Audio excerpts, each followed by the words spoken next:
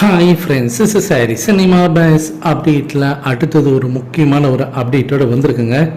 அதாவது தட்டி கொடுத்து வேலை வாங்குற அளவுக்கு பார்த்தீங்கன்னாக்கா சன் பிக்சர்ஸ் தாங்க பெஸ்ட்டு. எனக்கு தெரிஞ்சு ஒரு கார்பரேட் நிறுவனம் அவங்க ஒரு படம் எடுத்தாங்கன்னா எப்படி எடுக்கணும், எந்த அளவுக்கு தட்டி கொடுத்து வேலை வாங்கணுன்றதெல்லாம் அவங்ககிட்ட தான் நம்ம கற்றுக்கணும். மற்ற ப்ரொடியூசர்ஸ்லாம் அந்த அளவுக்கு தான் நெல்சனையும் லோகேஷ் கனகராஜ் அவர்களும் கையாண்ட விதம் அந்த மாதிரி இருக்குது. சமீபத்தில் ஒரு அப்டேட் நம்ம பார்த்துருந்தோம். ஜெயிலில் செகண்ட் பார்ட் ஏப்ரல் மாதம் தான் ஷூட்டிங் போகிறாங்க அப்படின்னு சொல்லிட்டு நம்ம பார்த்துருந்தோம். ஏற்கனவே அவங்க என்ன சொல்லியிருந்தாங்க, மார்ச் மாதம் தான் இந்த படத்தோட ஷூட்டிங் ஆரம்பிக்க போகிறாங்கன்னு சொல்லியிருந்தாங்க. ஆனால் சமீபத்தில் ஒரு நியூஸ் நம்ம கேட்டிருந்தோம்.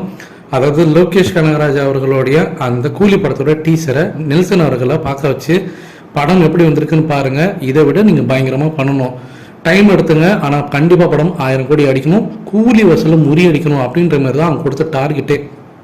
அதை பார்த்து அசந்த போன நெல்சன் அவர்கள் கண்டிப்பாக கொஞ்சம் டைம் எடுத்து தான் ஆகணும் போலே அப்படின்னு சொல்லிட்டு தான் மார்ச் மாதம் மிடில் இல்லை லாஸ்ட்டில் துவங்குறதா அந்த படத்தை இப்போ ஏப்ரல் மாதத்துக்கு தள்ளி போட்டிருக்காங்க. ஷூட்டிங் அங்கே தான் ஆரம்பிக்க போகிறாங்க. சென்னை தேனியில் ஷூட்டிங் ஆரம்பிக்க போகிறாங்க. இதற்கு இடையே ஒரு முக்கியமான அப்டேட் என்னன்னா, சமீபத்தில் அந்த நெல்சன் அவர்கள் பார்த்தீங்கன்னா அந்த கூலி படத்தோடைய அந்த டீசரை பார்த்துருக்காரு.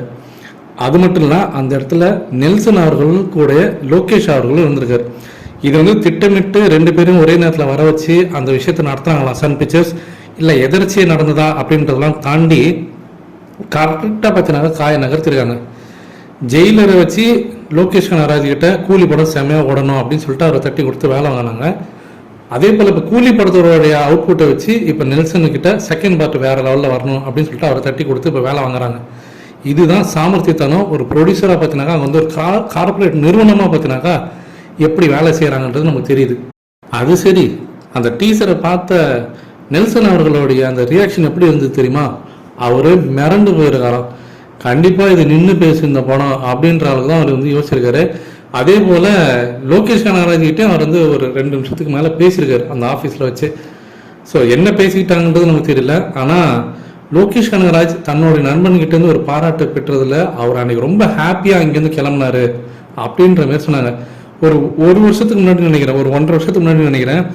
அதாவது விக்ரம் படம் ரிலீஸ் ஆகுது.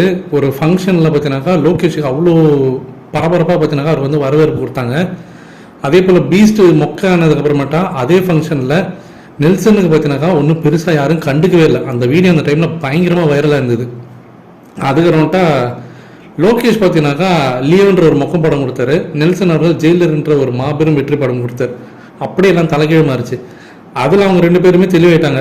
வெற்றி வரும், தோல்வி வரும், ஆனால் நம்ம எப்போதுமே நம்மளோட வேலையை கரெக்டாக செய்யணும்.